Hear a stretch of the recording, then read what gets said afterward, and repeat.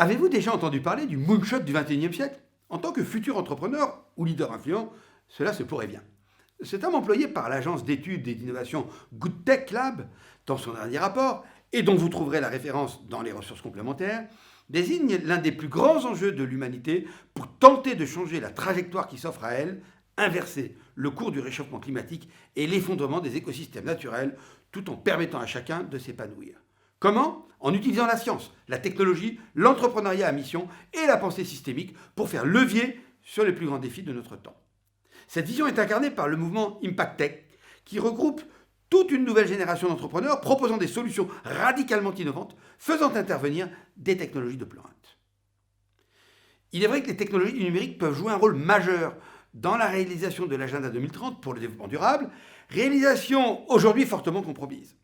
Cela est notamment mis en évidence dans un rapport co-rédigé par Deloitte et la GESI, Global Enabling Sustainability Initiative, dont vous trouverez également la référence dans les ressources complémentaires.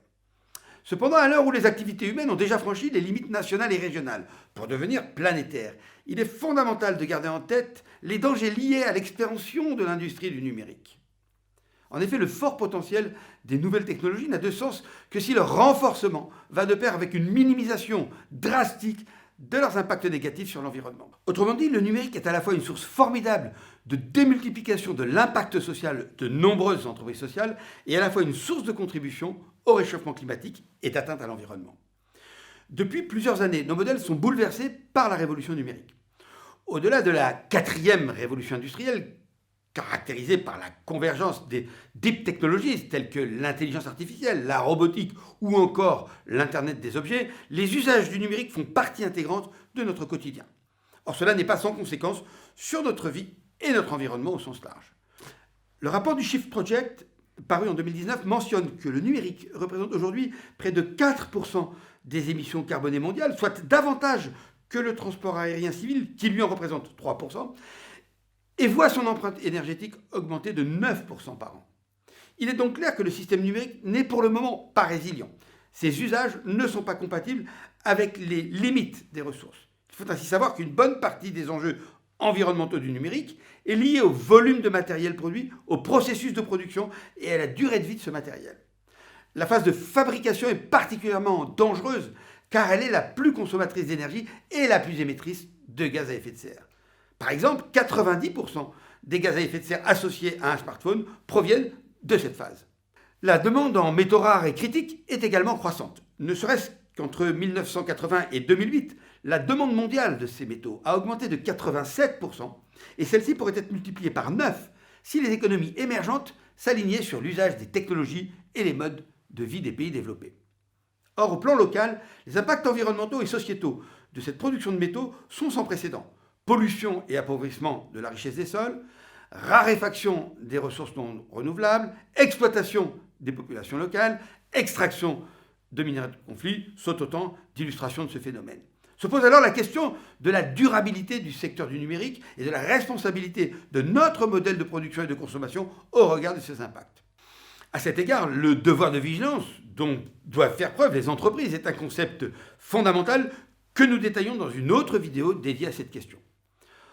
En réalité, les écosystèmes biologiques fonctionnent selon des cycles qu'il nous appartient de reproduire en adoptant une économie qui favorise la réduction, la réutilisation et le recyclage. À ce titre, l'économie circulaire et le numérique entretiennent une relation réciproque et singulière. Alors que les outils et usages du numérique offrent des leviers importants face aux urgences planétaires et favorables à une transition vers l'économie circulaire, cette dernière présente quant à elle un potentiel majeur pour réduire et maîtriser les impacts du numérique. Pour mieux observer le potentiel d'une industrie numérique durable, nous vous invitons à reprendre le schéma proposé par le European Policy Center dans un rapport publié en 2020 qui distingue les différentes étapes du cycle de vie d'un produit numérique sous l'angle de l'économie circulaire. L'enjeu fondamental de l'économie circulaire vis-à-vis du numérique est celui de l'éco-conception. Cette démarche préventive consiste à intégrer les aspects environnementaux tout au long du cycle de vie d'un produit ou service, de l'extraction des matières premières à la fin de vie de ce produit, en passant par la fabrication, la logistique, la distribution et l'usage. Cela nécessite donc d'adopter une approche qui soit multi-étapes, multi-critères, afin de couvrir la totalité des indicateurs environnementaux et de réduire les impacts à chaque étape du cycle de vie. Pour ce faire, il existe une diversité de méthodes. À titre d'exemple, nous développons la méthode de l'analyse de cycle de vie, ACV, dans une autre vidéo spécifique. Dans le cadre de la logique d'éco-conception, logique qui fait également l'objet d'une vidéo dédiée, le design du produit joue un rôle absolument déterminant en amont du cycle de vie. Il s'agit de penser le produit sans jamais perdre de vue l'objectif final de démontage et de régénération, l'étape recycling dans le schéma, et dans le but de faire intervenir des matières premières, ressources et méthodes de production durables, étape production du schéma. Le produit est également imaginé de telle sorte à allonger sa durée de vie en facilitant notamment sa réparation et en favorisant son réemploi. C'est l'étape Reuse, Repair, Remanufacturing. À titre d'exemple, l'entreprise responsable Fairphone cherche à contribuer à une industrie électronique plus juste, équitable et durable en fabriquant des smartphones conçus en fonction de leur longévité, de leur facilité de réparation et de leur modularité. Historiquement, Fairphone est né d'une campagne de sensibilisation sur l'utilisation de minerais de conflit dans la conception de produits électroniques à destination du grand public. C'est donc tout naturellement que l'entreprise s'approvisionne en matériaux recyclés ou extraits de manière responsable en dehors des zones de conflit, bien sûr. Fairphone encourage également la réutilisation et la réparation de ses smartphones en vendant par exemple des pièces détachées et en proposant des tutoriels de réparation à ses utilisateurs. Cet exemple nous rappelle que la sensibilisation des consommateurs, particuliers et professionnels, à la consommation raisonnée des outils numériques joue un rôle fondamental dans la minimisation de leurs impacts et plus largement dans l'adoption massive d'une économie circulaire. C'est l'étape Use Consumption du schéma. C'est d'ailleurs tout l'enjeu de l'économie de la fonctionnalité qui se définit comme un système privilégiant l'usage plutôt que la vente et donc la propriété d'un produit, et où l'usager consent à payer un service sans transfert de propriété.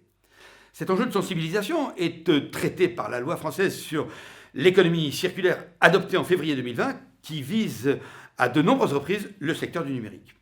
En l'occurrence, l'information du consommateur sur l'environnement y est renforcée en obligeant les entreprises à faire apparaître sur leurs produits des indices de réparabilité et de durabilité, et de nombreuses mesures favorisent la réparation, le réemploi et la réutilisation des équipements électroniques.